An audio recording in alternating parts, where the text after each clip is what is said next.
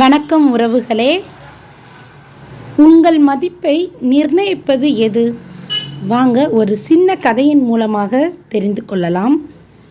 உங்கள் மீதான மதிப்பை நிர்ணயிப்பது எது? காட்டிலிருந்து புலி ஒன்று வழி தவறி ஒரு கார்ப்பரேட் கம்பெனியின் ரெஸ்ட் ரூமுக்குள் நுழைந்து விட்டது. பதட்டத்துடன் இருந்த புலி டாய்லெட்டின் ஒரு இருட்டு மூலையில் பதுங்கிக் கொண்டது. 3 நாட்கள் மூச்சு காட்டாமல் இருந்த புலிக்கு பசி எடுத்தது.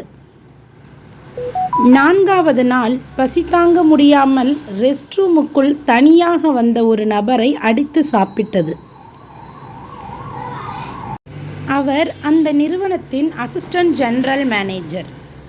அவர் காணாமல் போனது அலுவலகத்தில் யாருக்கும் தெரியாது.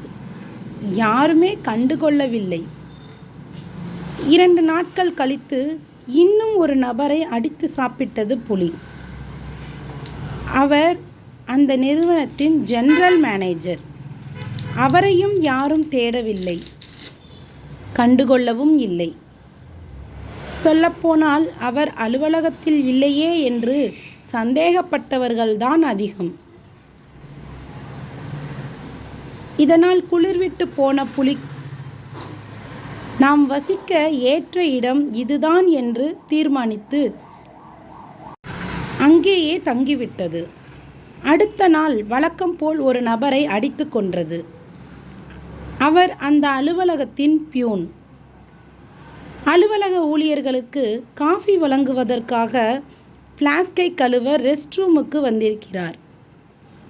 சிறிது நேரத்தில் காபி வாங்க சென்ற பியூனை காணவில்லையே என்று மொத்த அலுவலகமும் சல்லடை போட்டு தேடியது. நெடுநேர தேடுதலுக்கு பின் ரெஸ்ட் ரூமில் உயிரிழந்து கிடந்த பியூனையும் அந்த ஆட்கொல்லி புலியையும் கண்டுபிடிக்கிறார்கள். புலி பிடிபடுகிறது.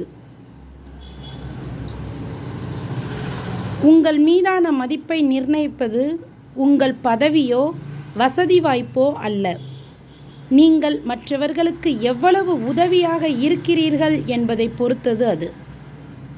இந்த கதையிலேருந்து நீங்கள் தெரிஞ்சிருப்பீங்க, ஒவ்வொரு general manager, assistant general manager அவங்களாம் பதவியில் இருக்கிற அவங்கள யாருமே தேடலை.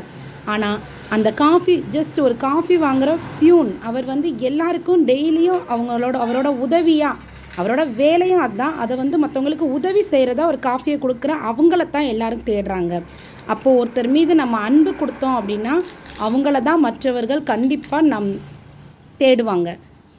எனவே நம்மளோட அன்பு தான் ஒரு பெரிய, நமக்கு மற்றவர்கள்கிட்ட நம்ம கொடுக்குற அன்பு தான் நமக்கு பெரிய மதிப்பை கொடுக்கும். தேங்க்யூ.